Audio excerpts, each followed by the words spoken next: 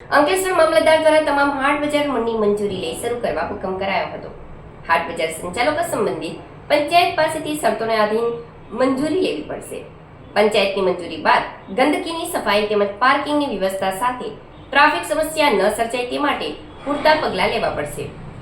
પંચાયત અધિનિયમ હેઠળ નાયબ કલેક્ટરના હુકમ બાદ અંકલેશ્વર મામલતદાર દ્વારા શરતી મંજૂરી સાથે હાટ બજાર શરૂ કરવા તાકીદ કરાઈ હતી। અંકલેશ્વર મામલતદાર દ્વારા અંકલેશ્વરના 12 ગામમાં હાટ બજાર ગંદકી અને ટ્રાફિકની સમસ્યાને બંધ કરવા હુકમ કર્યો હતો।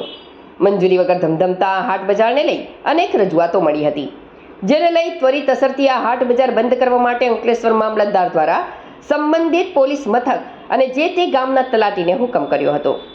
જોકે હુકમ બાદ પણ તમામ હાટ બજાર ચાલુ રહ્યા હતા। શનિવારના રોજ અંકલેશ્વર મામલતદારને હાટ બજાર શરૂ કરવા આવેદનપત્ર પાઠવી રજૂઆત કરાઈ હતી। તે આવેદનપત્રને ધ્યાને લઈ અંકલેશ્વર નાયબ કલેક્ટર બી.એ. જાડેજા દ્વારા હાટ બજારને પરવાનગી આપવા બાબત તાકીદ કરી હતી। કોસંબડી ખાતે શનિવારી બજાર શરૂ કરવા અંકિત પટેલ નામના હાટ બજાર સંચાલકે અરજી કરી હતી, જે અનુસંધાને એસડીએમ દ્વારા મામલતદારને તાકીદ કરાઈ હતી। જે બાદ ગુજરાત પંચાયત ધારાના કાયદા અનુસાર અંકલેશ્વર મામલતદાર કરણસિંહ રાજપૂત દ્વારા 12 ગામના તલાટી કમ મંત્રીને હાટ બજાર ભરવાની પરવાનગી આપવા જરૂરી